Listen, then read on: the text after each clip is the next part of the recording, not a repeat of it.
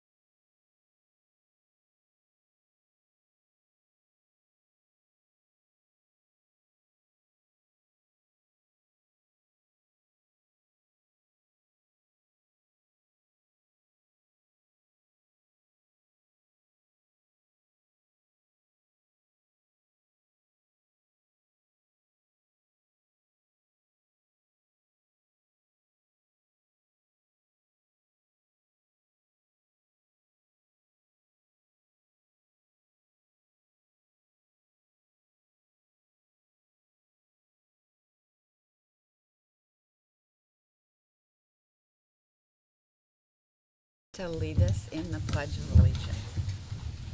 I pledge allegiance to the flag of the United States of America and to the republic for which it stands, one nation, under God, indivisible, with liberty and justice for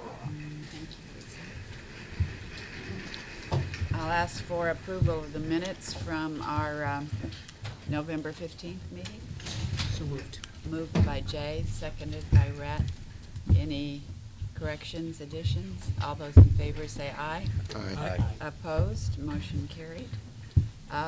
We have public comments on our agenda, and it's Raymond Ryers, I believe is the correct pronunciation, with IBEW Local 86. And if you would make your comments brief, we'll appreciate that. Absolutely. So my purpose here today is to discuss the badging and badging out format for the Amazon Rock One project.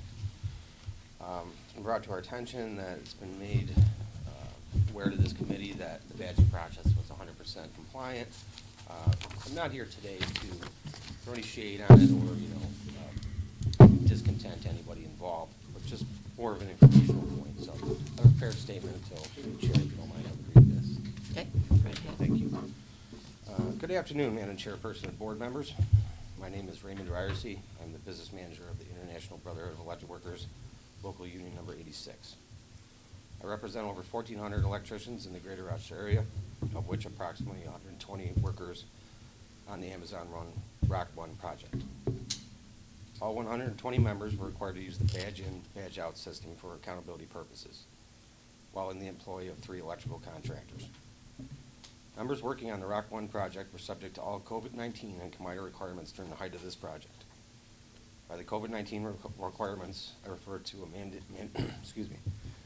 a mandatory temperature check and wellness check set forth by the general construction firms Dremel, Crowe, and Lee Construction. These same members were also in compliance with the COMIDA board's requirements, 1 being a resident of the 9-county region mandate, and 2, a badge in, badge out protocol set forth by this board. My statement here today is to serve as public record written to the minutes for this board meeting, as well as provide context to how both COVID-19 and the COMIDA requirements dissipated through the course of this project. Simply stated, till COVID protocols relaxed, so did the badging requirements. I can speak from firsthand experience, as well as the testimonials of my members and the signatory contracts for which they worked. These protocols not only dissipated, but became virtually non-existent to the project as state and federal COVID-19 mandates eased. The statement is to serve as a notice to remain ever vigilant, moreover diligent, when allocating tax exemptions and protocols set forth to those seeking to obtain said exemptions. My intents and purposes are not to imply malice or deception on those responsible for safeguarding county tax dollars, but rather serve as a litmus test and requirements to exemption in the years to come. I have a statement to be entered into the minutes and serve as public record. Respectfully submitted, Raymond A. Ryerson, Business Manager, Local Union 86. Thank you very much. Thank you. I have a copy I'd like to submit. Kevin Loki, Local Labor Monitoring Report, please.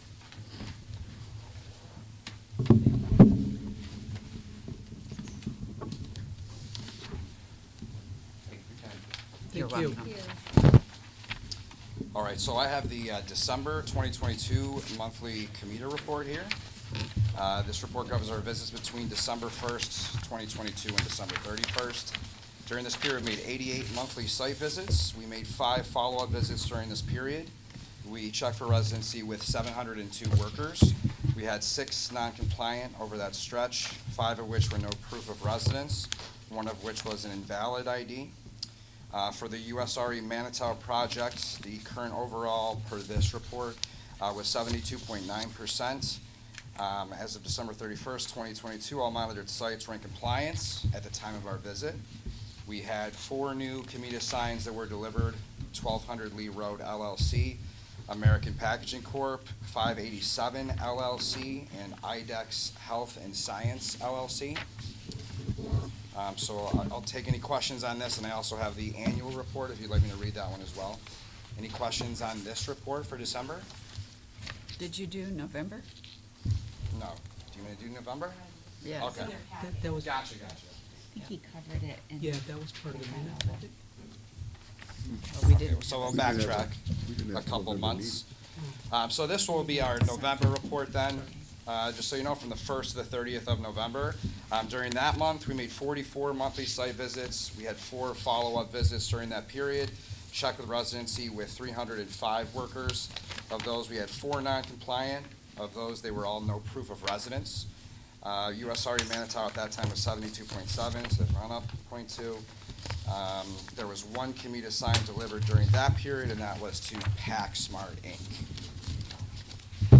So any questions about those 2 months before I move to annual? Go ahead. Okay. All right, so for the annual report here, covers our visits between January 1st, 2022 and December 31st, 2022, obviously. During that year, we made 857 site visits. 75 follow-up visits were performed in 2022. Checked with residency with 6,279 workers.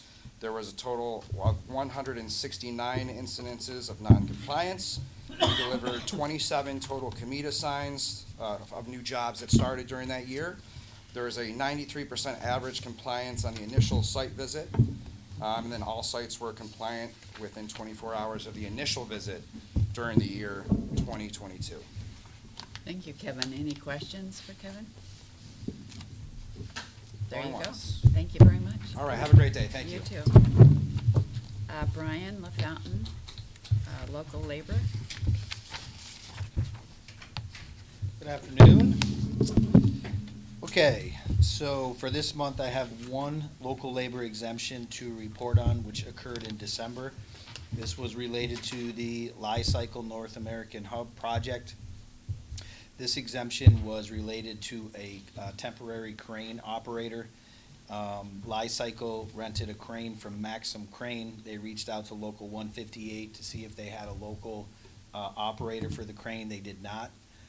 So they requested to utilize an operator from Maxim Crane temporarily until one could be located from Local 158 that resided in the COMIDA 9-county area.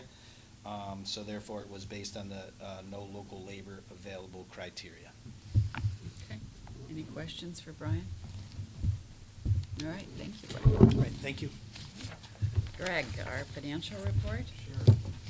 I hope everyone's had a chance to look at the year-to-date financials, and again, is exactly where we thought they were gonna be, pretty much a record year for COMIDA in terms of projects and development.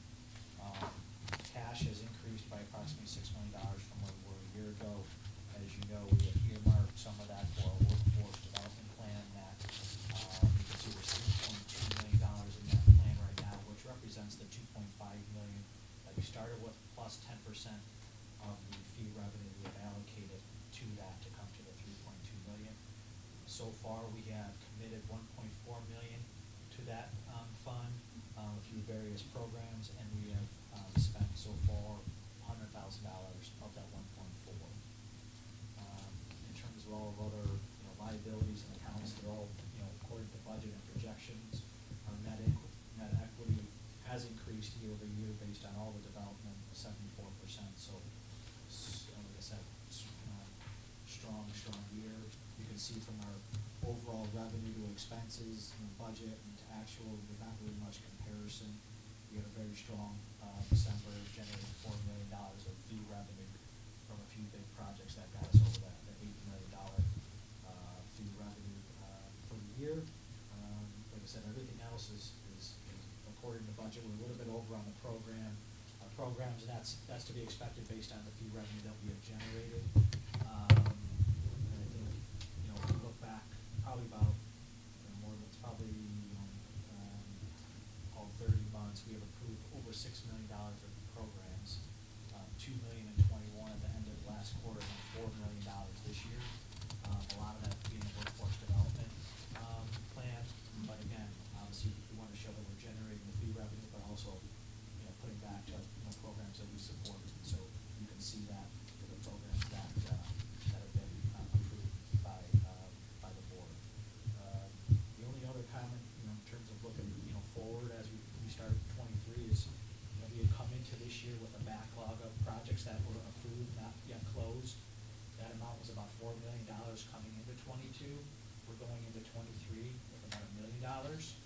So, we have absorbed some of that backlog, and again, that'll be a continued focus, how we look at what those projects that are going to close in 23 and continually look for support of the board to make sure that we're looking at that. Thank you, Greg. Any questions for Greg? So we see on the horizon a less robust, but still very healthy look at potential revenues, and this year was certainly a record year. Record year, again. $8.8 million in revenue.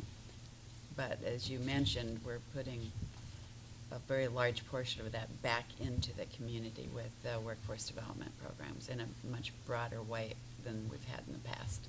So. Yeah, great year. Like I said, the balance sheet allows us to do those things. Right. A strong balance sheet, allows us to, not every year have record years, but put those programs in. Well, I thought you had promised us that we're counting on you, Greg, another year. All right, look at that. All right. Okay, any questions for Greg? All right, let's move along with our agenda then. The first project on the agenda is the Howitt Bayview LLC. Anna? Howitt Bayview LLC is proposing the construction of a 60-unit, 4-story residential apartment building in the town of Penfield. The first floor will be set aside for senior living, ages 55 and over, with 7 of those units additionally set aside for affordable housing. The affordable component will total 7,040 square feet. In addition, there will be 3 units on the first floor that will be fully ADA accessible. As part of the project, Howitt Bayview LLC will construct a left turn lane from Empire Boulevard onto Wilbur Tract Road to create a safer turning lane, which will also benefit neighboring businesses on Wilbur Tract Road. Howitt Bayview plans to create 4 new FTEs. The $13 million project is seeking a real property tax abatement, mortgage recording tax, and sales tax exemption. The cost to benefit ratio is 6 to 1. Thank you, Anna. I believe we have representatives here that, if you'd like to step up to the podium, we have Scott Dosher, sorry about that, CFO, and Wendy Howitt, member, and Jeff Levinson here today. So, Correct. would you like to elaborate on the project? I think she hit the high points. We may end up doing more than the 3 ADA, if it makes sense to just go through the entire first floor and treat them all similarly. Very eager to finally get underway after COVID delays. We are looking to provide both the accessibility, the 55-plus living, and the affordability piece for that part of Penfield/Webster. Questions from the board? Just out of curiosity, how will you go and track the affordable component versus the market rate? Do you have any thoughts, or can you elaborate on that? I believe that is determined, not by us. No, but, You mean the rent? yeah. Oh, track the tenants. Attract the tenants, yes. So like, on the first floor, I'm assuming 15 units per floor. Correct. So 7 of 7. them are gonna be affordable. Yes. 8 of them will be market rate. Just Correct. looking to see how you attract the 2 types of tenants. Do you have a different strategy? No, Just no. more out of my I curiosity. think people come to you who want Okay. to live there, and Mhm. through, a standard but thorough application process, who is eligible income-wise comes forward, and some of Okay. those people might have vouchers, some just on lower fixed incomes, but that's all very easily determined in the Okay. application process. And you don't usually need to go in search of people who qualify. Okay. Okay, other questions? All right, there was a public hearing held on this matter on December 15th. And were there any comments from that meeting? All right, thank you, Rachel. Are you aware of our local labor policy? Yes. Do you anticipate any local labor exemptions? Possibly one. Could you elaborate? For availability of gypcrete, I understand we have often had to go outside of the county requirement, but also aware of the 45-day. That was going to be my next question. Yes. Yes, you are aware. Okay. All right, any other questions from the board?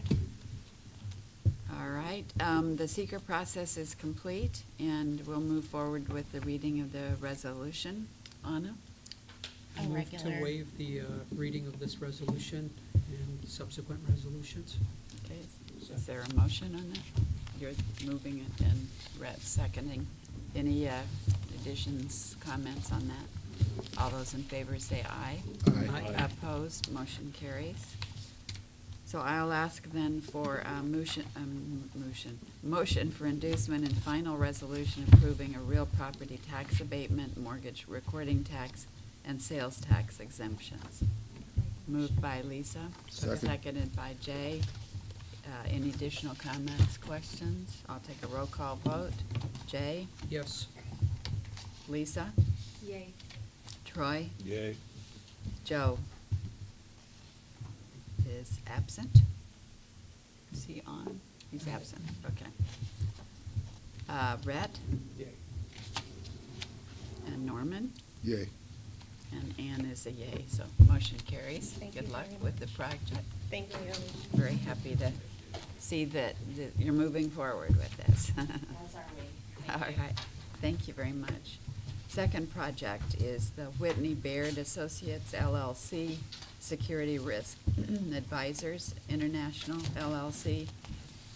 I believe we have Gabe Sifter, Security Risk Advisors, and Fred Rinaldi with us today. Anna, would you like to give an update? Certainly, thank you. Whitney Baird Associates LLC, a real estate holding company, is proposing the renovation and modernization of the 155 Culver Road facility in the city of Rochester. As the tenant, Security Risk Advisors, has signed a long-term lease.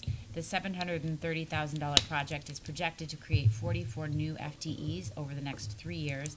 The applicant and tenant are both seeking approval of sales tax exemptions only, and the benefit to incentive ratio is 1,055 to 1. All right, hi. Okay, would you like to elaborate a little bit? Sure. So my name's Gabe Sifter. I'm an employee at SRA. And I just wanted to sort of emphasize the importance of this office and the office as it relates to the culture within SRA. I think partly to do with the business we're in, which is cybersecurity, and partly to do with the kind of culture that the students that we're hiring, that the young people sort of expect and have come out of within their educational organizations. It really has, and I've watched it become like sort of central to the way that we do our business, the way we collaborate, the way we recruit, the way we train. And we have now offices in Philadelphia, Pennsylvania. That's where the company started in 2010 with 4 people, and it's now grown to over 200 people. We have 3 locations, and we're trying to implement some sort of consistent culture and feel across the offices such that our employees can, first of all, want to come to the office because it is optional right now, and also feel comfortable having sort of seamless transitions between their offices. So, any questions on that? Question about your company. Can you, you said you have 3 offices? Can you give me the relative size of the offices, and how did the Rochester office come to be? All right, so that's a great question. The largest office is in Philadelphia, and we've just recently moved to a new location there. It's probably at least 150 people employed out of that office. We have now a whole floor in like a skyscraper downtown, and that's been beautifully renovated this year, or opened actually summertime last year. There's a Kilkenny, Ireland office, and that's there to support. We do security monitoring as one of our service lines, so we do 24/7 monitoring. So we try to get some sort of coverage across time zones. And then Where is that second office? Kilkenny, Ireland. Ireland, Yeah. okay, thank you. And then the Rochester office, right now we have 16 full-time employees and a few part-time co-ops, interns. The expectation is to grow that to, I believe it's over 40 over the next few years. There's really a strong relationship with RIT and U of R. We sponsor some programs at RIT, and we work in close collaboration with them. The connection with RIT, I assume, is what? Oh, yes, yeah, yes, yeah, to what led address to an that, yep. outpost here. Thank you. Yes, and there's quite a few Rochester-based clients. We have clients around the world, but just by chance or, possibly just by connection, we've ended up with a lot of major clients here. Thank you. Fred, would you like to make some comments? I just, first of all, good afternoon, Happy New Year. I just wanted to acknowledge a trend that you'll likely see prevail over the next series of years, where you're watching landlords midterm and deals have to recapitalize spaces to accomplish exactly what SRA is doing. One of the most exciting challenges for a landlord with a product type like us is to have an entity that has multiple locations, domiciled outside of New York State and Rochester, and have to make emblematic and omni all the amenities, the quality of life, the functional components of the office space. Because an entity like SRA that's hiring out of school will oftentimes move those employees to locations. And if one employee is disparaged or they see something that is different, that challenges their quality of life, we may not get them back here. So what we're doing right now is really immersing ourselves, whether they want to have us or not, into the lives of these businesses to make sure that we make them future-proof. And the Armory from day one was an R&D environment to be able to be nimble to this very thing. So when we're presenting to the board today on this very topic, this is such a critical thing and something that I would expect to see us participate in for the foreseeable future. But we're very proud of this company and their ability to have adopted the Armory as their home. And one of the coolest challenges we've had in this renovation is where to store all their bikes and snowshoes, because they use the facilities, they use our park, and that's what we want, energy on our campuses. Okay, any questions on this project? All right, there was no need for a public hearing. Are you aware of our local labor policy? I am. Do you anticipate any local labor exemptions at this time? We do not. And are you aware that any exemptions need to be requested within 45 days in advance? I am. Thank you. The seeker process is complete. We have waived the reading of the resolution because we all have copies of it in our packets. So I'll ask for a motion now for inducement and final resolution approving sales tax exemptions. Is there a motion? Moved by Rhett? Second. Seconded by Jay. Any additional comments, questions? I'll take a roll call vote. Jay? Yes. Lisa? Yay. Troy? Yay. Joe is absent. Rhett? Yay. Norman? Yay. And Ann is a yay, so motion carries. Thank you all so much. Great, congratulations. I appreciate it. Good luck And with your come- project. Come visit us, and I'm quite literally walking over to City Hall to pick up the permit for the third and final Oh, building great. today. Good so thing we made the right vote on It would, this. yes, thank you. All right, thank you very much. Hi, Adam. Welcome. Thank you. Nice to see you. Nice to see you. Everyone Your knows. COMIDA vest on too. So I don't wear my COMIDA vest That's- today. This is nice. So- I didn't know we had a vest. You do. So, Adam has some good words for us. Yeah, if you don't mind, I suppose I should take the mic. That would be here. good. That's the box I didn't open for my Christmas present. Came bearing gifts. Thank you, Ann.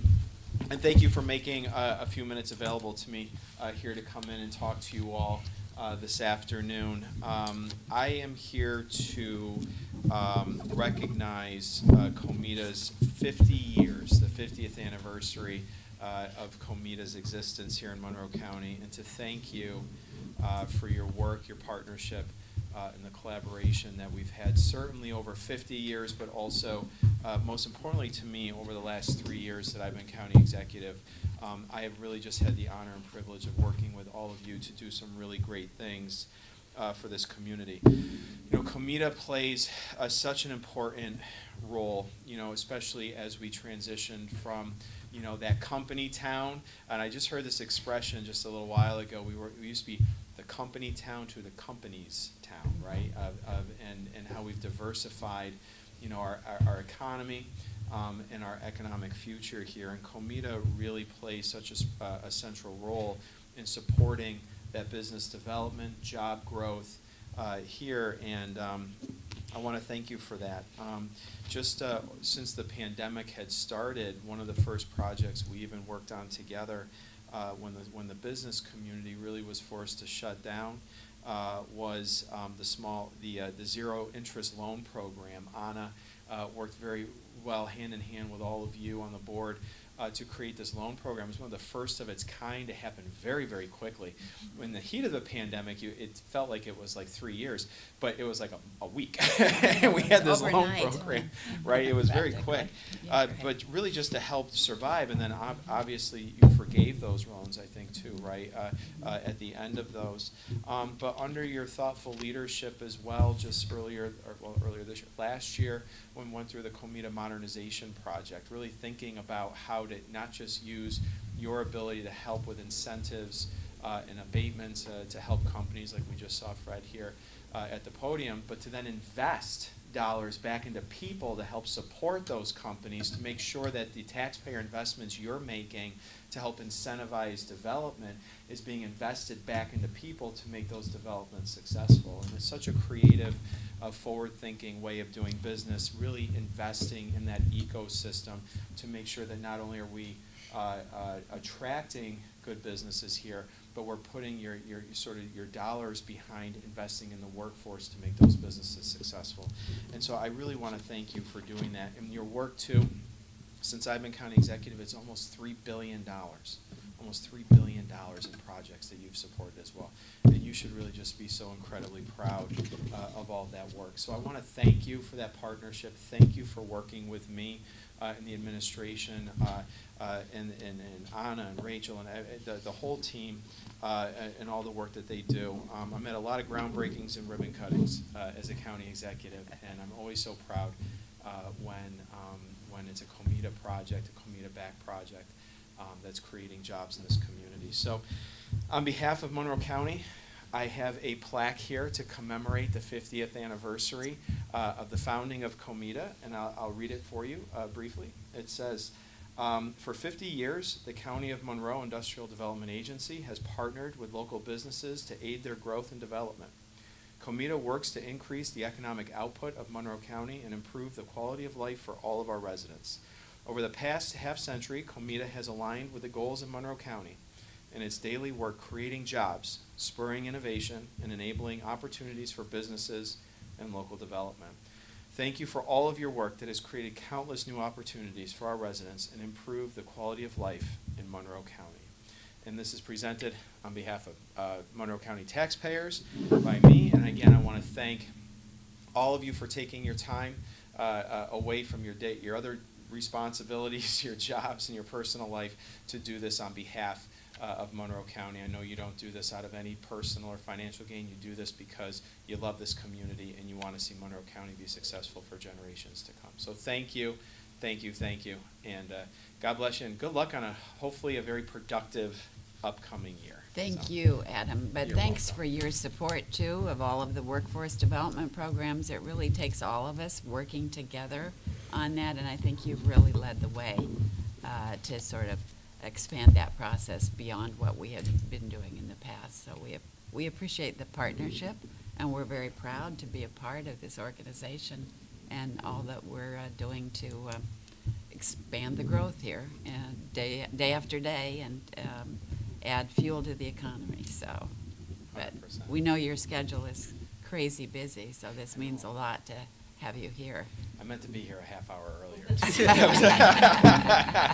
No, I even proudly wore my COMIDA Yes. vest today to show my I didn't support know for we you had guys. COMIDA What's that? vests. You all need to get a COMIDA Don't vest. worry. There are gifts coming to the board members. So thanks Thank again. you. And Thank you. let me come get Thank you, County Executive.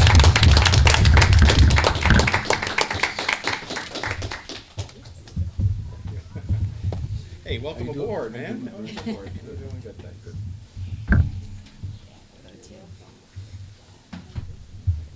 Paparazzi. Yep. Look over at her first. Oh, you got it? Oh, I got it, yeah. Okay, three, two, one. One more, please.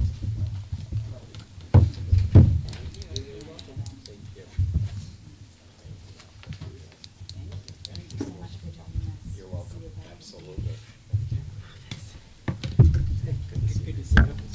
Thank you. Thank you. Alright.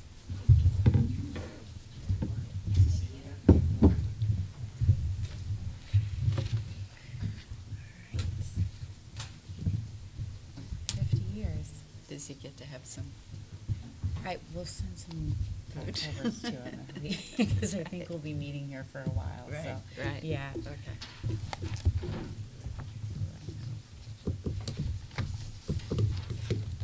Even cake and ice cream? Cake and ice cream, sure. I don't know if we have ice cream to go with the cake. Okay, we are ready to go into the modifications. Yes. It's a nice transition from new projects to modifications. Okay, so CT Rochester LLC, University of Rochester, this is an assumption. And we have Representative Mark R. Wright, Senior Counsel at the University of Rochester, with us. And Anna, would you like to read the modification? Tell us more about it. CT Rochester LLC has a mixed-use development adjacent to the University of Rochester in the city of Rochester. CT Rochester, in partnership with the city, redeveloped the 14-acre site, which consists of retail, office, residential, hotel, and parking facilities. In February of 2013, the project was approved for a custom property tax abatement. The applicant is requesting approval to assume the property tax abatement. And do we have any comments from the representatives? Good afternoon. I'm Mark Wright from Senior Counsel for the University. Mike Jahosky and Mike Zangi are also with me. I'd just like to provide just a little bit more background of the university's role in this project. The project, as was read, was developed by CT Rochester on land that's owned by the university. So we ground leased the land, and they developed that land. In the spring of 2022, we were approached by CT Rochester, and they indicated their intent to sell the project. And that triggered the university's right of first offer in the project. And so we entered into negotiations at that time to purchase the project. So we'll now, if the purchase goes through, we would own the land and the buildings on it. In the fall, last fall, October, we signed a letter of intent to purchase the project. And as part of that purchase, it's a condition that the university would, the university, I wanted to say, acting through a special purpose for-profit LLC, will assume the current pilot agreement and lease-back agreements. So we're here asking for that consent. And I'll turn it over to Mike Jahosky just to give a little background on the project. And you can interrupt us with questions at any time or tell us to sit down.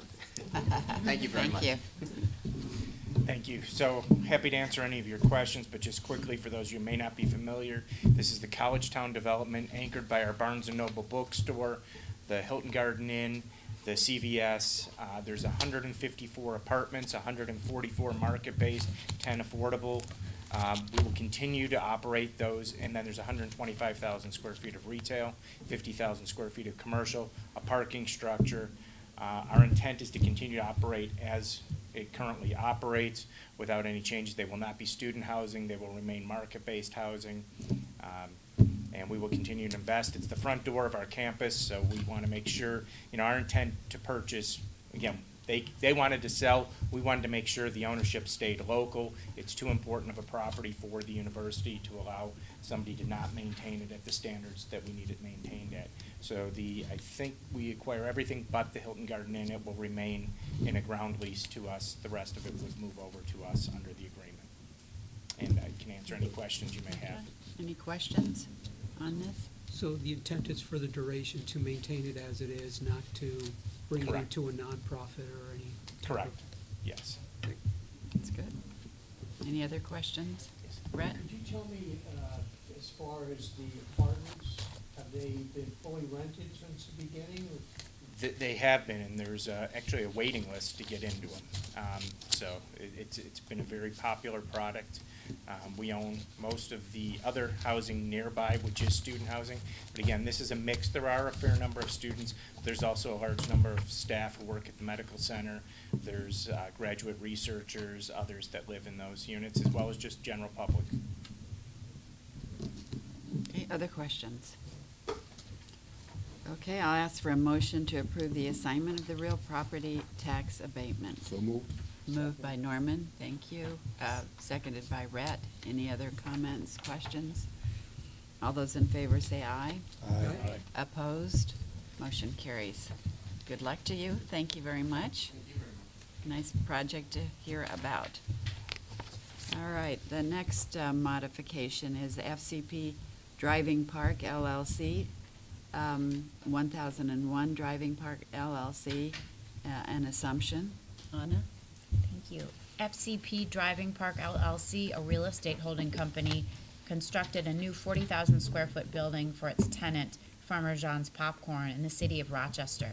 In January of 2021, the $6.8 million project was approved for a real property tax abatement, mortgage recording tax, and sales tax exemption. The applicant is requesting approval to assume the property tax abatement. Okay, thank you. And we have Betsy Brook Yep, nice to see you. with us. Your position is I'm representing the current property owner, Frank. Frank. Okay, Berger, yep. all right.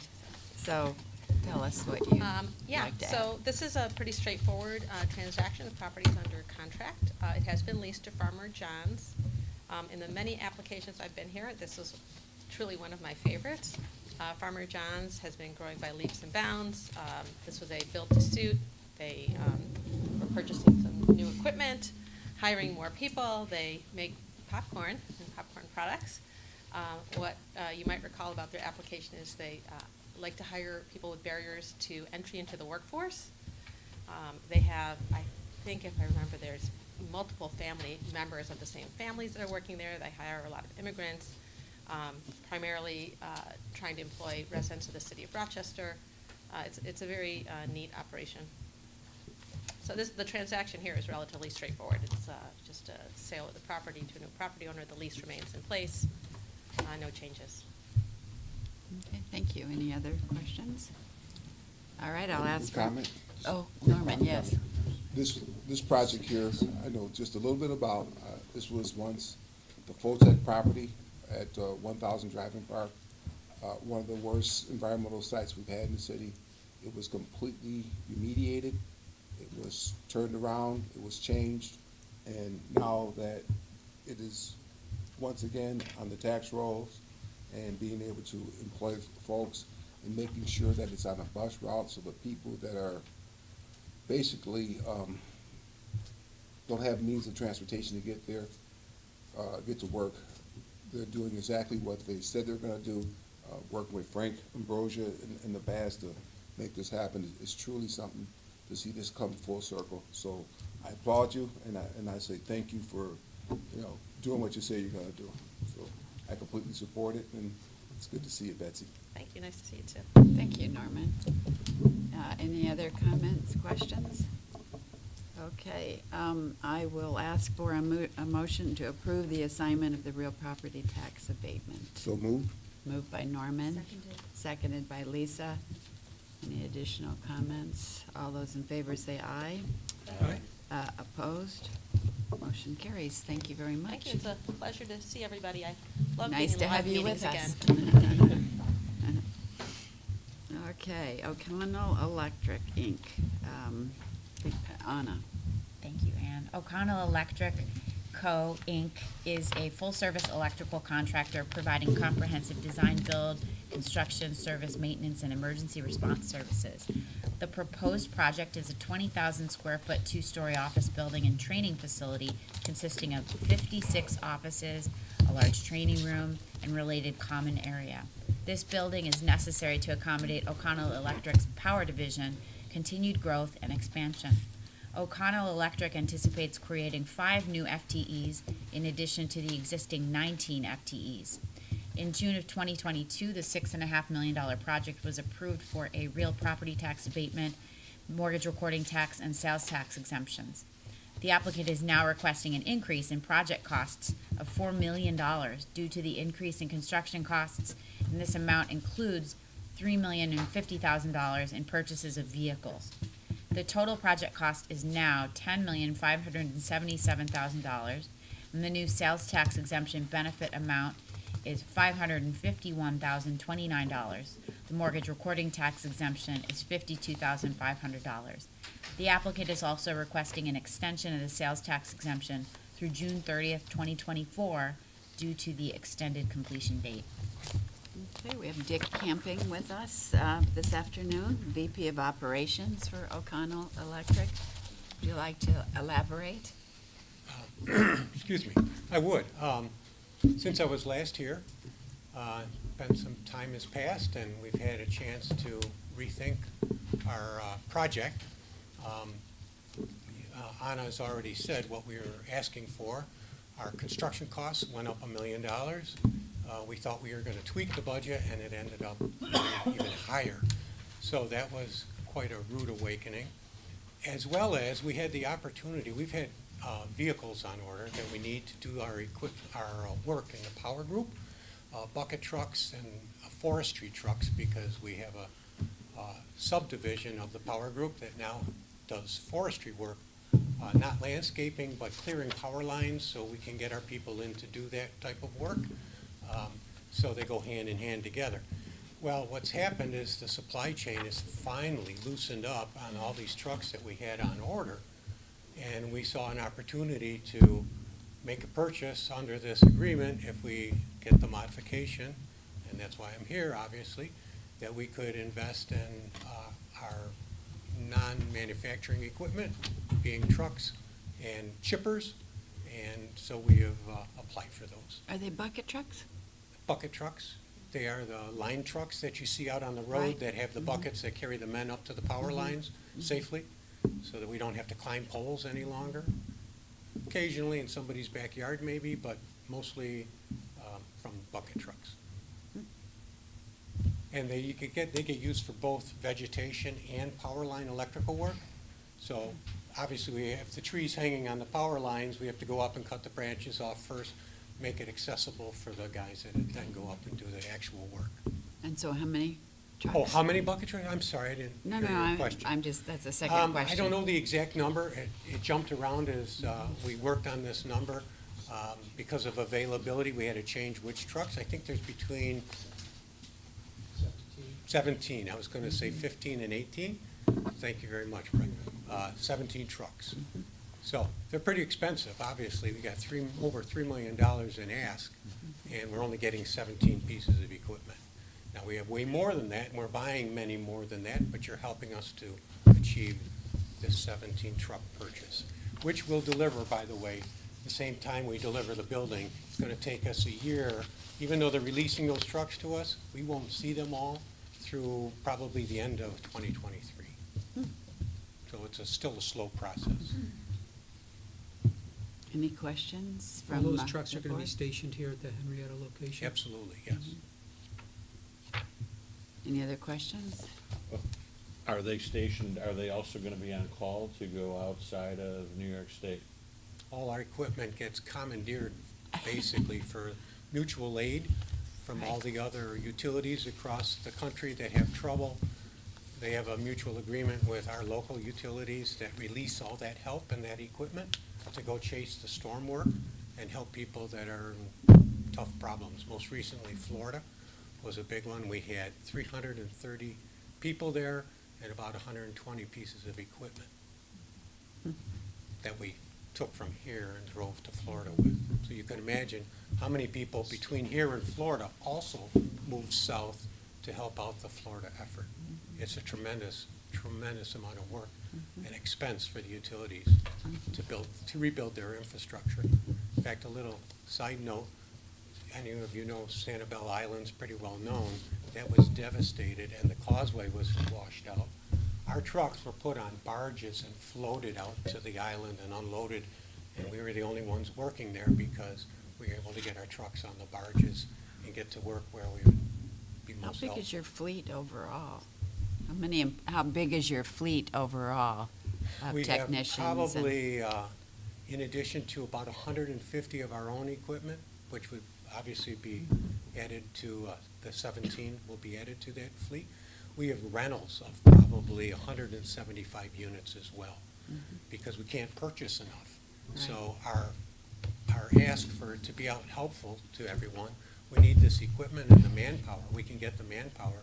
The difficulty is the equipment, so we end up renting it and renting to own. So a couple of the deals that were in this Monroe County deal was rental equipment that finally came to the, what we call the bubble, where renting it now doesn't, you rent it to a point where it's still usable. We've been the only owner of the rental, so it then converts to ownership, and we buy it out of the rental agreement. And there's a certain spot when that is at the bubble, where it's best for us and the rental company. So we activated a couple of those opportunities, and that's why the truck count varied a little bit. We wanted to take advantage of those when they came up. It's great to see you being so successful and growing and responding to all the issues that are outside of the Rochester area as well.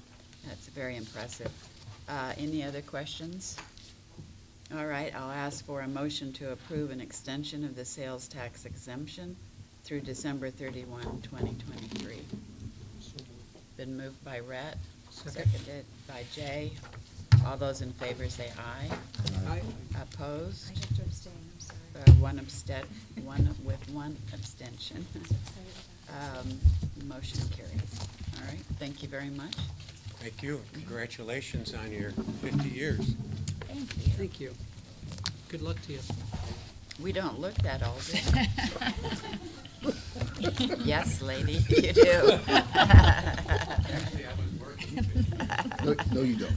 Thank you. You don't act that old. Right. Right. Okay, next is, a modification is Tower 195 LLC, another extension. Tower 195 LLC, a Galena Development real estate entity, began redevelopment of the former Chase Tower in 2015, now known as the Metropolitan, located in the city of Rochester. Since that time, there have been several increases in sales tax and mortgage recording tax exemptions, as well as extensions of the sales tax exemption. The project was originally approved for a mortgage recording tax and sales tax exemption in October of 2015. The applicant is now seeking an extension of the sales tax exemption through December 31st, 2023 to construct apartments on floor 26. The project should be complete by the end of 2023. Any questions on this?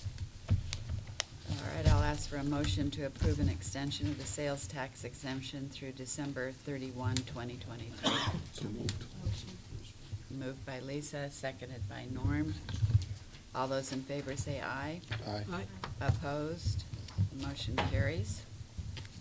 Next modification is Genesis Vision, Inc. Another extension, Anna? Genesis Vision, Inc., DBA Rochester Optical Manufacturing Company, is renovating an existing building in the city of Rochester for its Lens Lab division.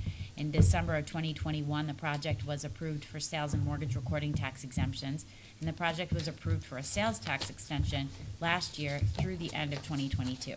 The applicant is now seeking an extension through December 31st of 2023 due to delays in the delivery of manufacturing equipment and vehicles. Okay, any questions on this? All right, I'll ask for a motion to approve an extension of the sales tax exemption through December 31, 2023. So moved. Moved by Jay, Second. seconded by Troy. All those in favor say aye. Aye. Opposed? Motion carries. Innovation Partners, another extension. Anna? Innovation Partners Rock LLC is renovating the Xerox Square property to create a collaborative, academically focused campus. Phase 1 of the project was approved for sales and mortgage recording tax exemptions in September of 2020. Phase 2 of the project was approved for sales and mortgage recording tax exemptions in November of 2021. The applicant was approved for an increase in the mortgage recording tax exemption last year. The applicant is now requesting an extension of the sales tax exemption through December 31st, 2023 to complete Phase 2 of the project. Any questions on that? All right, I'll ask for a motion to approve an extension of the sales tax exemption through December 31, 2023. So moved. Moved by Jay, seconded by Rhett. Any comments, questions? All those in favor say aye. Aye. Opposed? Motion carries. We're just whipping right through these. Anna, American Management, American Fleet, an extension. American Management, a real estate holding company, is adding 8,000 square feet to its existing building for its tenant, American Fleet Maintenance, a related entity. American Fleet Maintenance performs vehicle maintenance and repair on light-duty to heavy-duty trucks and trailers for local and national fleets. The $1.65 million project was approved in March of 2022 for a real property tax abatement, mortgage recording tax, and sales tax exemption. The applicant is now requesting an extension through December 31st of 2023, as more time is needed to complete the project. Any questions on that? All right, a motion please to approve an extension of the sales tax exemption through December 31, 2023. Moved by Lisa. Second. Seconded by Jay. Any other comments, changes? All those in favor say aye. Aye. Opposed? Motion carries. All right. Next, I'm going to turn it over to Anna. And we have, the agenda item is a USRE Manitou LLC report, and there's a whole bunch of folks that are on Zoom. And is everyone on, Allison? Okay. Do you want to sort of introduce what we're doing? Of Pardon? course. This is the first time doing both, doing a live and Zoom, so I'm. She's holding her breath. We got a chance. We have faith in you, Allison. Thank you, Anne, and thank you to our guests from Amazon and from Trammell Crow and from Layton for joining us here today. I'd like to introduce, to deliver, and you'll find in your packet on page 130 is the report that our presenters will be detailing in this segment of the agenda. Gwendolyn, okay, thank you. So James Murray Coleman joins us from Trammell Crow. James will be walking us through the presentation, and then we'll parlay that into a dialogue with Amazon. We have several representatives from Amazon, top being Brad Griggs and Gwendolyn Thames. So we'll turn it over to you, James, and thanks again for joining us. Thanks for having us. Appreciate that. Andy Ernesto is here with me as well. Andy and I both manage this project together. And I want to say a few opening remarks and let Andy go through some of the specifics of the report with you.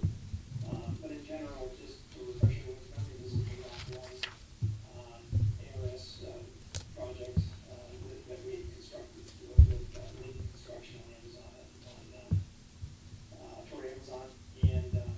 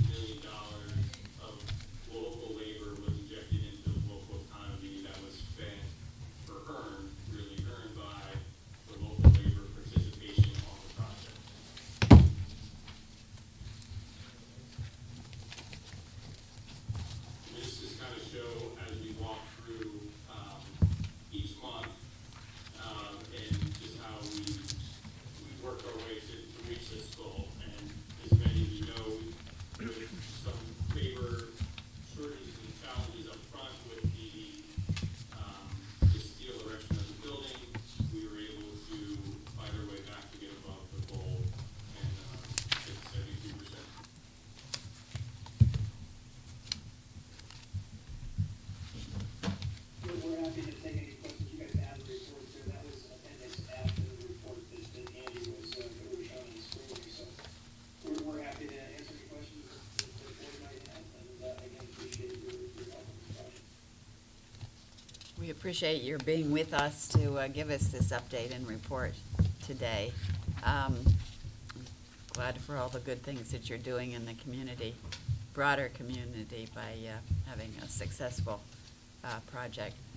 Do we have questions from the board on this report or otherwise? I have one question.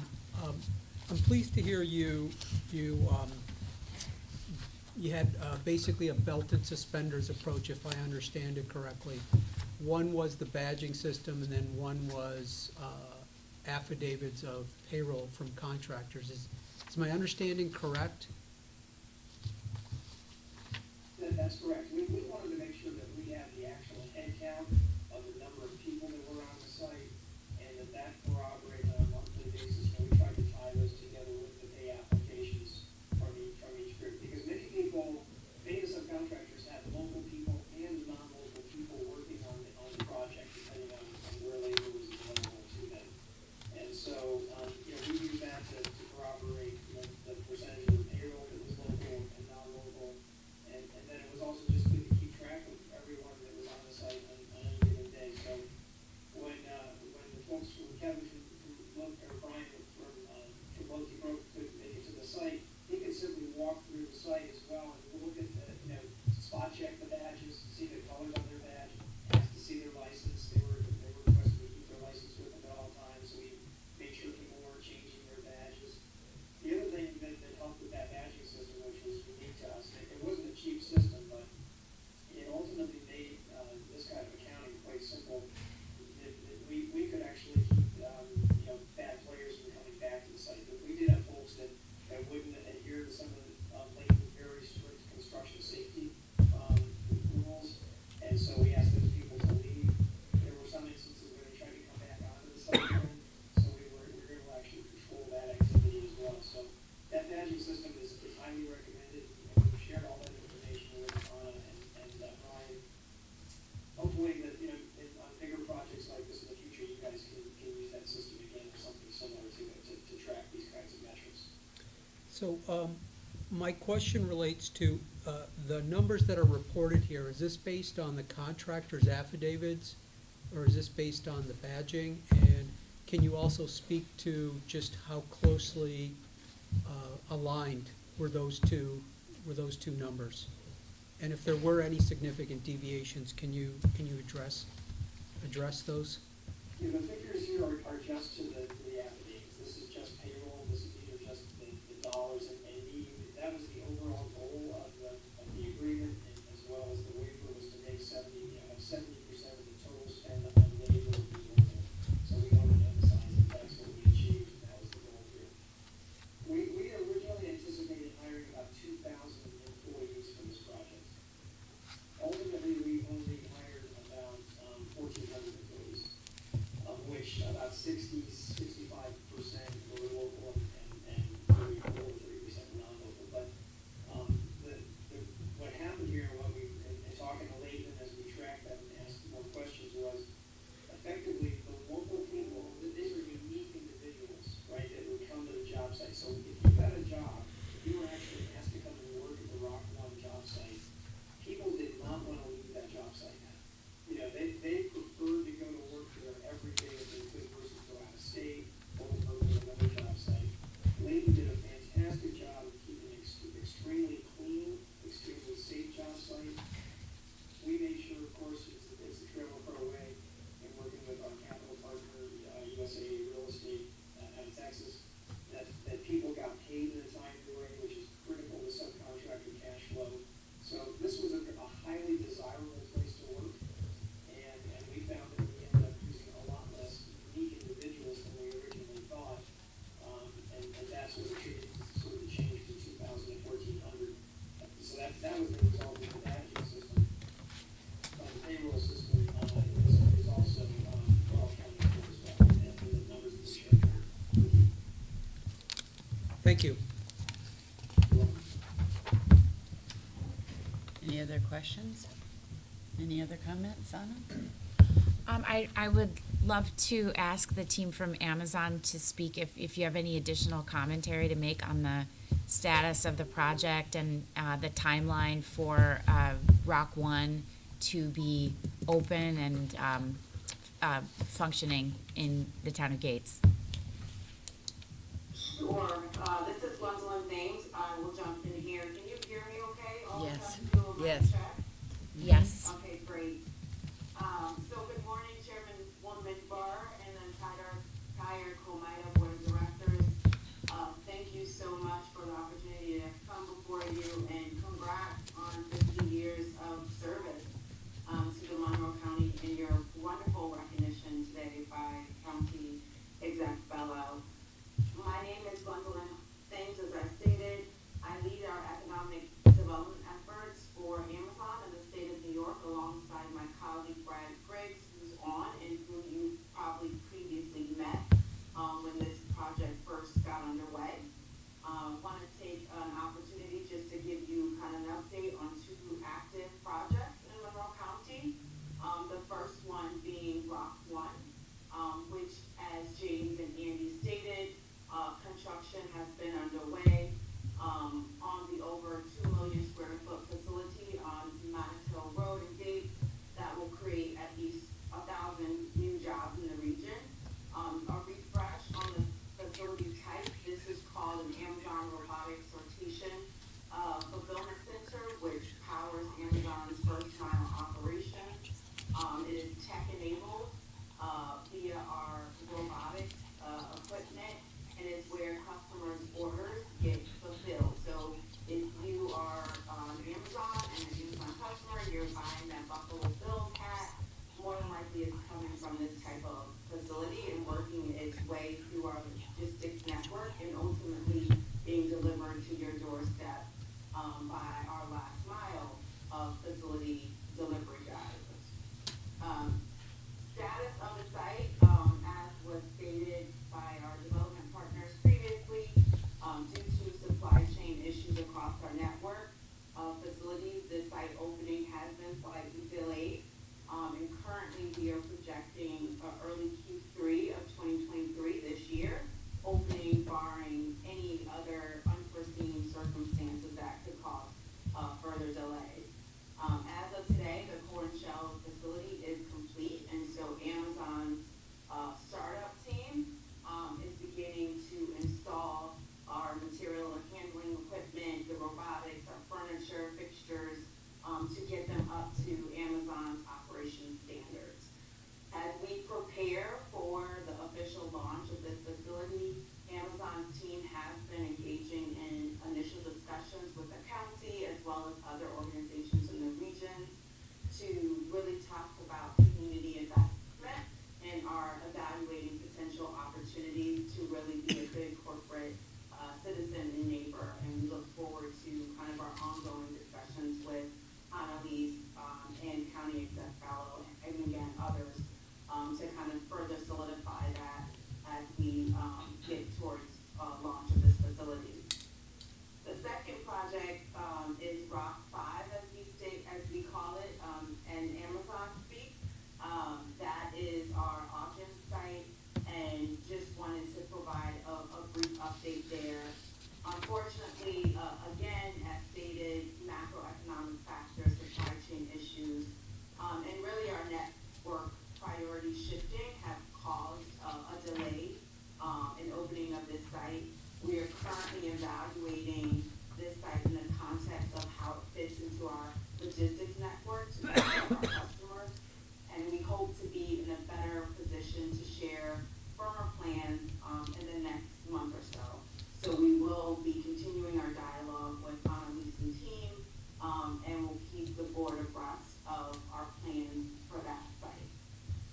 As I wrap up, I just want to say again, on behalf of Amazon, we appreciate your continued support and partnership. Annalise, Rob, and Rachel have been awesome, and we appreciate you granting us the sales and use tax benefit for our Gates site.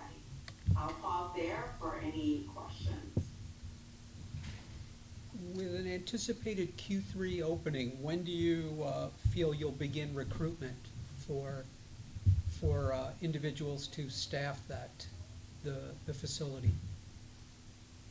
Yeah, so we typically will kind of begin to do some workforce engagement opportunities probably 2 to 3 months out before the facility opens. And so Annalise and the team, we have been talking about kind of workforce partners that our workforce staffing team can begin to engage with to really ensure that we are doing our best efforts and really kind of bringing excitement and really kind of diving deep into the labor pool of potential candidates.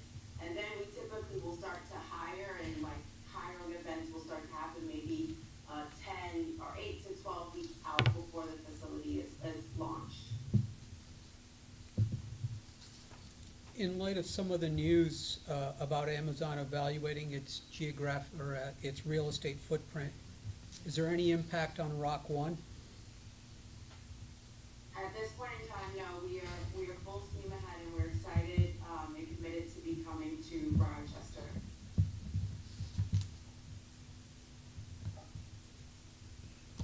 Any other questions?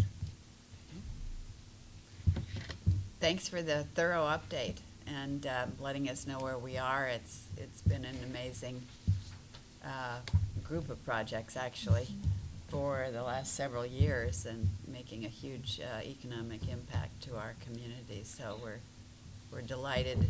If you're successful, we're successful.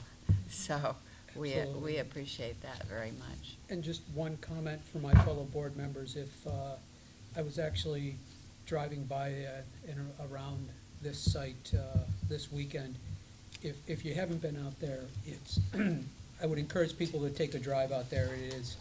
It is hard to comprehend. It's hard to fully appreciate the size of this facility until you get right up next to it. One question for James. Do you know where the Bella Bumpa's wheelchair ended up that was in the job trailer? That's a better question for Andy. I'll follow up with Troy Harmon to see. They did relocate into the building. I'm sure they have it stored in their office there. I will follow with them right after this. Awesome, thank you. Thanks, too, This for is your good. update on your Yeah, they did fundraising community for it, investment and, discussions in that process. So we appreciate that. Oh, Rhett has a question. Oh, Rhett has a question. Would you be able to tell me, not necessarily for this community, but for going forward with projects such as this, if you found any benefit to the badging system, and if so, will you consider using those in the future in other locations? Maybe I'll let you answer that. Yeah, absolutely. I think the first individual that introduced us to this system did a lot of healthcare construction, where he said this is a great thing to have so you can track everyone, both for security, but then also saw the benefit that we provide here. I would definitely use it again to track if for labor purposes, diversity purposes, if the individuals are willing to provide that, and as well as, security. So I thought it was, a very great system, and I was glad I was introduced to it. Thank you. Okay, any other comments? All right, thank you very much for the update and the report on how you're doing, and continued success to you. Happy New Year, everybody. Thank you. Thank you. Happy New Year. Take Thank care. you. Appreciate Thank the you. time. Thank you. Okay, next item is video conferencing authorization. I thought Rachel was gonna call in or something. Yeah, that's right. Good job, Allison. So the resolution in your packet is to allow the agency to use video conferencing to permit members, board members, to participate remotely in the meeting when extraordinary circumstances exist. Sickness, work, traveling outside of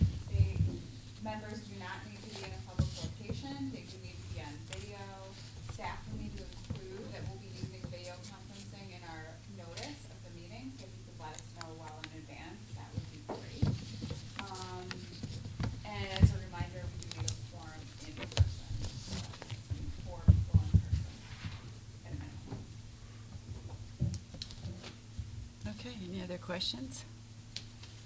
All right. I'll ask for a motion to authorize the use of video conferencing pursuant to General Municipal Law, Section 103-A, and adopting written procedures for the use of video conferencing. So moved. Moved by Jay, seconded by Rhett. Any other comments, changes? All those in favor say aye. Aye. Aye. Opposed? Motion carries.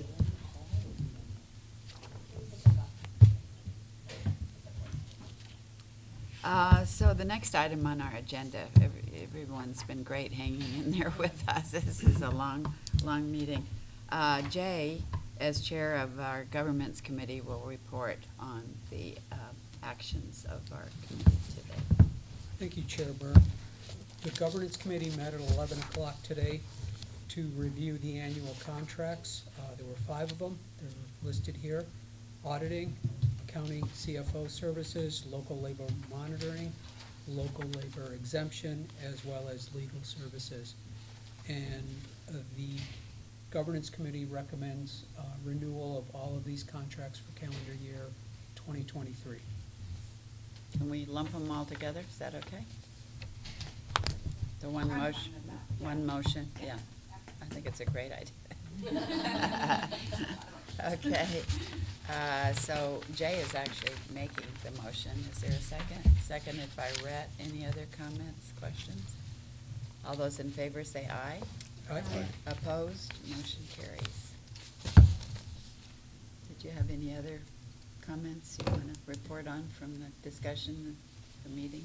Thank you for queuing me up there. Just asking. Yes, we, and the Governance Committee also continued on with our discussion on local labor, on apprenticeships, pre-apprenticeships, warranty, and specialty, a whole host of issues. And it was a very robust discussion, and we will be meeting in the next couple of weeks to continue that discussion. And I hope to at least have one recommendation to present to the board by our next meeting on the 28th. Great. Any And questions? would be happy to answer any questions or get into more detail if any board members would like me to. Great job. You answered all the questions. Okay, let's see, where are we? We've approved all the contracts. And the next item is the executive director has some discussion items. Thank you, Ann, and I'll echo your gratitude for the individuals here in the audience that have remained with us through this long and eventful meeting. My discussion items pertain to why our friends from Ibero and MCC are here. I'll start out with a discussion of the Workforce Development Fund. You heard earlier from the county executive some kind remarks regarding working with this board to establish a workforce development fund in 2022 as part of an overall COMIDA modernization effort. And so in 2022, in March, this board set aside $2.5 million in funds to be allocated to workforce development purposes, training the workforce of the future, training the workforce to work at project sites on the construction side, to fill the jobs being created as part of COMIDA projects. So that initial amount was $2.5 million. We also set aside on a go-forward basis 10% of project fee income to the fund. And in 2022, that amounted to $885,439, bringing the total allocated up to $3,385,439. You heard also earlier today from Greg Genovese, our CFO, that we had a very strong year, and in particular a very strong month of December. In the month of December alone, we brought on approximately $4 million in new revenue associated with projects. Because at a high level, we're seeing a trend towards project activity slowing down a little bit due to the interest rate environment, due to the broader economic challenges. we would like to ask this board to set aside, just looking in the 2022 alone, an additional 20% of the project fee revenue from 2022 towards the Workforce Development Fund to set it up for sustainability and strength looking ahead. An additional 20% allocation would set aside, if you were to take that beginning amount of $2.5 million, that would grow that initial investment to $2,656,313. So the new initial total balance, when you tack on the 10% revenue, would be, again, over $3.3 million. And looking ahead, we've got some additional programs that we are going to hear today from Ibero, which will present a program that we're seeking an investment from this board, from that Workforce Development Fund.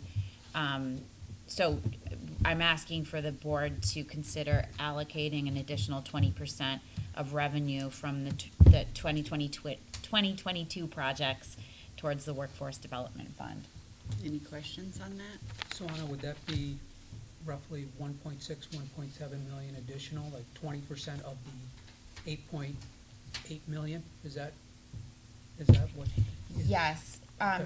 I can put, so Greg's here to speak to the numbers as well, and Robin and Allison have put some thought into this. They can drill down further into those numbers. So I spoke about the initial $2.5 million injection. 10% of revenue from 22 was $885,439, and we're asking for a further 20% of revenue from project fee income to go towards the fund. Another 10. No, 10 plus 20. 10 plus 20, 30. so 30%. Mhm. So you're looking at 2.4. 1.77 plus the 8.25 plus the original 2.5 gets us to Okay. 5 million. And then that would be put into a fund to be distributed over the years as restricted cash? Is that? Correct, yes. With future commitments being, again, that just 10% of project fee revenue going towards the fund. That'll be the ongoing, but this will be, So will this fund be fungible, or will it stay with specific workforce development goals and expectations? Or, I mean, I just want to make sure that we have a clear understanding of how that's going to be utilized. The specific goal is to fund workforce development, worker training programs that put people to work.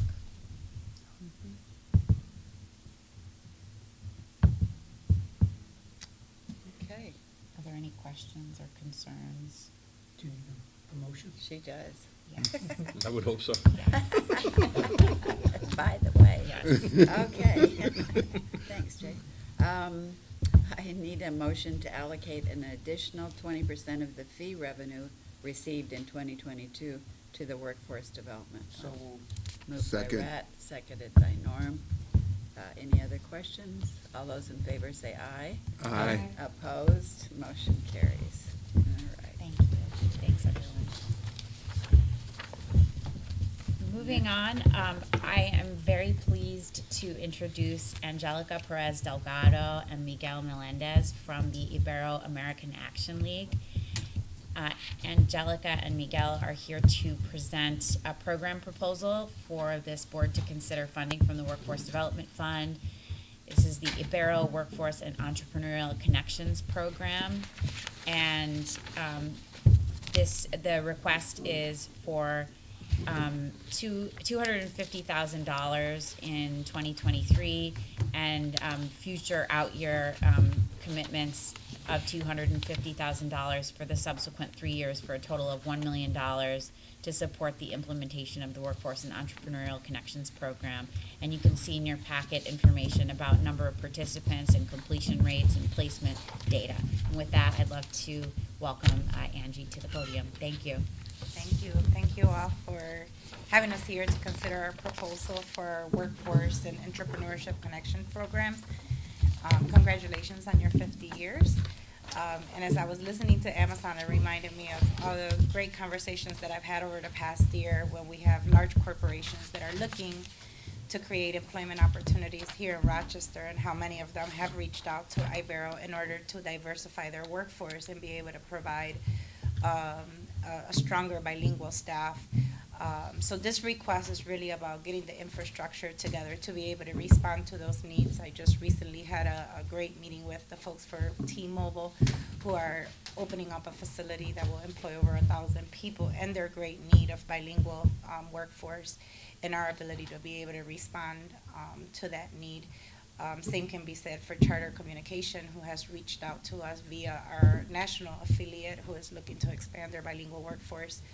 So we've had multiple requests of people coming to Ibero and saying we are in need of support for bilingual workforce, and this program will give us the opportunity to have the infrastructure in the runway that we need to be able to respond to those demands in the community. In addition to that, we want to also focus on entrepreneurship and be able to really respond to some of the needs that we are that we have been brought to from community members who are really looking to be entrepreneurs and are in need of that support. We know that entrepreneurship at a minimum will bring an employment of 1 or 2 individuals when small businesses get started, and I know that a big focus in our community is to uplift communities of color and make sure that they are pursuing entrepreneurship opportunities. That is a current program that we have here in Rochester that is not funded, and this will give us the supports that we need to be able to accommodate that. In addition, we would also like to diversify some of our community health worker programs. There is a big demand for bilingual community health workers to respond of the needs. We are also seeking apprenticeship status to the Department of Labor and are waiting for a response and are seeking some federal funds to be able to sustain that program. And this would also give us the opportunity to build the infrastructure around that. So as you can see, our goal is to hopefully to serve 100 individuals, if not more, to be able to place them in direct placement opportunities. We have some very unique and exciting ways of getting there with our workforce partners and along with our entrepreneurship partners that wrap around our entrepreneurs. So this funding, like I said, will just give us the infrastructure to be able to do that, to be able to diversify all of these spaces in Monroe County and really uplift people all the way around. Thank you. Okay, I could go on forever. So if anybody has any questions? Any questions? Questions from the board? Thank you for this supplemental Yes. document as well. Do you have an existing, for the entrepreneurial, is there an existing program that you intend to bring them through, or are you going to create a customized? If you could elaborate a little bit there. Yeah, we've had some kind of mix, I call it cut and pasting funding that has kind of helped us in the last couple of years provide this service. We actually, I believe, have some small funding from COMIDA. We have some support from ESL, Federal Credit Union, and we've been able to run 2 bilingual cohorts of 13 each here locally, but that is, we've just kind of answered the call to the community for this bilingual services, but never really had the funding behind it to be able to really support it in the way that the demand requires. So for Rochester, no, we do entrepreneurship. We are the Entrepreneur Assistance Center for Western New York and for in Geneva right now, but not in Rochester. So this would be to build the infrastructure to be able to answer the demand and seek additional funding for sustainability.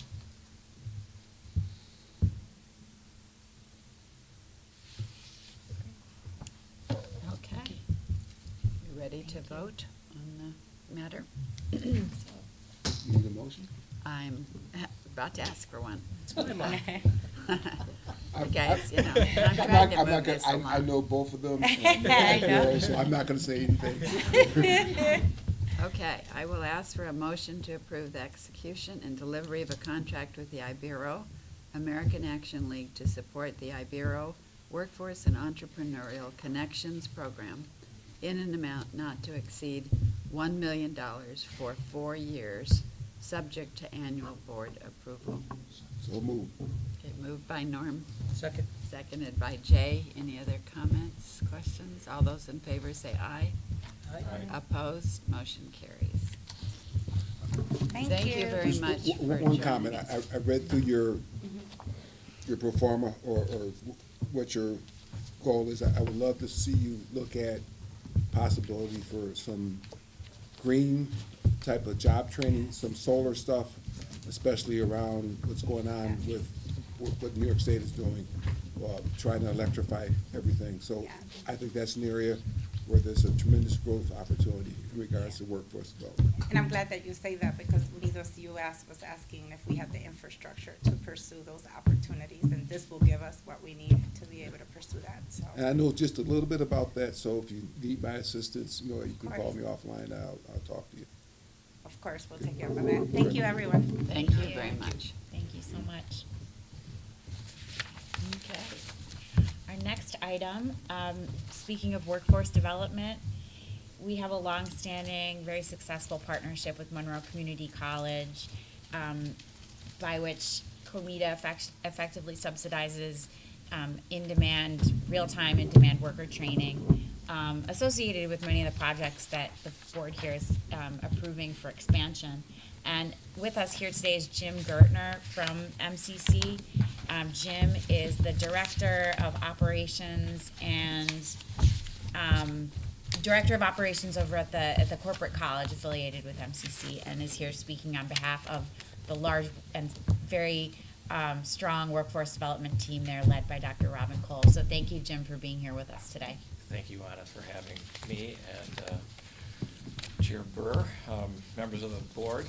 I consider this a great opportunity for us to kind of share where we are, but it's a partnership, as Anna pointed out. It's been a long relationship we've had with the county and COMIDA as far as workforce development support for programming that we have. So I certainly want to point out the relationship we have with Allison and Robin and others on the county side to keep us going, so that we do for you what your expectations are. I'm just going to highlight the last quarter, and then the last time I was here, or actually there, we talked about healthcare and the extending the support for the healthcare through the first half of 2022. We're up to almost 2,100 participants in this program since its inception, which is really outstanding. A lot of that individuals, some of it corporate training that we've done with organizations too. In the fourth quarter of 2022, we had a total of 50 participants go through various programs, several with organizations that I think you've supported in the past. But we had a program at Love Beats that provided lathes and mills training for a set of folks there, safety, machine setup, parts for manufacturing, problem solving, transitioning print reading into actual performance on the job. They were looking for something like this. We actually had one person who went through the program who indicated that, and shared a photo with our instructor that says, I could never have done that before this training. So it's equipment manufacturing to make sure that their lines are running correctly. So I think we saved them thousands and thousands of dollars with this training, and your support for that helped that. We introduced a supervisor program to Diamond Packaging in the last quarter. Actually, the president of the company came to speak at the downtown campus with the set of folks who came into that program. They are starting this as a strategic initiative for the company to elevate their supervisors into more leadership. So we believe that they'll be requesting additional cohorts of that and seeking COMIDA support and Empower support for that program. As far as individuals who came through our various programs in the last quarter, we have folks who went through a project management program. We've worked with Trillium on a leadership program that we're actually extending. We began early, or in the middle of 2022. It's extending out to the middle of 2023. It's a monthly leadership program. Again, developing their staff and their leaders for the great work that Trillium does for this community. We've done IT programming. It's a front-end developer course that is really kind of web design. We have several folks who got county support for that particular program we ran in the fall. And then our medical interpreter program, which I know that you've heard about before. It's really putting those folks who are multilingual into healthcare organizations to assist those folks who don't speak our language to understand exactly how to get their medical services and support. Reviewing the healthcare program that you did help support with additional funds in early 2022. Report that we had 248 additional folks that went through that program for the additional $200,000 that was provided at that point in time. Most of them in the CNA program. 203 folks went through the CNA program. And these are folks who are mostly incumbent workers who are working for some of the senior living facilities and go back because they're looking to upgrade into that role in their particular organization. We have a 95% success rate with that program for graduates who pass the exam and become an actual CNA. We've also helped home health aides in that program. We've started an LPN program just recently, and there was a bridge program that was supported through Empower in the fall that helped prepare some of those folks who had been CNAs and wanted to move to an LPN program, receive that training so that they're ready to go into the LPN program. As far as the future is concerned, and I'm open to any questions the board may have, as far as the future is concerned, I left a couple hours ago, and we've had about close to 24 requests from individuals for Empower support for programs that we're beginning in the spring. A lot of them around the Industry 4.0 programming that we have in the Finger Lakes Workforce Development Center. That is the technician of the future. Anna talked about it earlier, the technician of the future and robotics. Those are the two main programs that we have in the Forward Center. We have a handful of folks who are looking for Empower support to get into those programs that we have scheduled starting in February. That's great. Thank you, Jim. Anything that I can answer for all of you, and again, thank you for the support. We appreciate the update. Absolutely. And glad that all is going well, and appreciate our partnership with you. Expanding. We're looking forward to it. I appreciate the support. Thank you. Thank you. Thank you very much. What else do we have here on? All right, next up is a discussion of MWBE breakfast, for which I will ask for a motion. I'll ask you to ask for a motion. And Monroe County, as this board may be aware, introduced an MWBE certification program in 2022. So far, we have certified over 200 small business owners in the county as MWBE firms, thereby setting them up for opportunities to contract with the county. And the program effectively fast tracks those entrepreneurs for state MWBE certification, which can be very lucrative given MWBE contracting requirements at the state, at the federal level.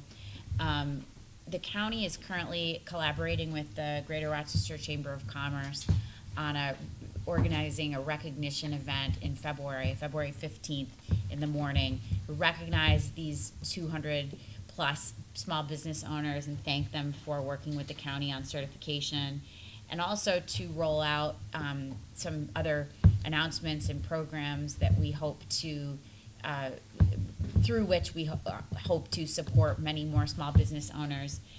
One significantly being a micro loan fund that we plan to announce that would be administered by your sister board, the Monroe County Industrial Development Corporation, through some ARPA funds that the county executive and the county legislature have set aside, approximately $5.8 million micro loan fund, loans not to exceed approximately $50,000 for small businesses. So in tandem with recognizing the MWBE firms that have been certified and hoping to onboard many more new small businesses to seek out certification with the county, we plan to announce this upcoming microloan fund. Also, the Chamber of Commerce is involved because they have agreed to offer up free of charge to these 200 business owners a year-long membership to the Greater Rochester Chamber of Commerce, which includes event registration benefits, as well as human resources support and other lucrative opportunities for members. So the county is looking to have COMIDA underwrite the costs of this breakfast at an amount not to exceed $15,000. And I'm hoping that, because it pertains to our mission and that we're supporting small businesses, the diversification of business contracting opportunities in the county, and supporting our partners at MCIDC in the rollout of the microloan fund, hoping that this board will support funding the breakfast at an amount not to exceed $15,000. When is the breakfast? The breakfast is February 15th at the convention center. So do we need a motion for the 15,000? No. Oh, okay, I'm sorry, I thought that we needed board action We for like that. doing motions. So Yes, that would be right. happy to I do just, some more. one question. Yes. Are we invited? Of course, yes. I'm sorry, that goes without saying that, yes, this You board will didn't be get invited. the I memo, know, did we're get- cooking for Oh, that okay. day. Yeah. We're gonna be making omelets. She saved the best for last. We got hats and Yeah. aprons, the whole nine yards coming. To go along with the vests. Yeah. Hey, that'd be cool. Okay, travel report, that's just an information Yes. item. This is page 160 of your packet. You'll see that from the period of June 1st through December 31st of 2022, staff participated in a number of training and development programs that required travel, beginning with the New York State Economic Development Council annual meeting in Cooperstown, the National Association of Foreign Trade Zones seminar, which Raquel Michael Castillo participated in. Looking ahead to October, the NIATEP Workforce Conference in partnership with the New York State Economic Development Council, the New York State Innovation Summit, and then in November of 2022, the Grow New York Conference in Syracuse, and the New York State Economic Development Council IDA Academy. So the most expensive of these travel the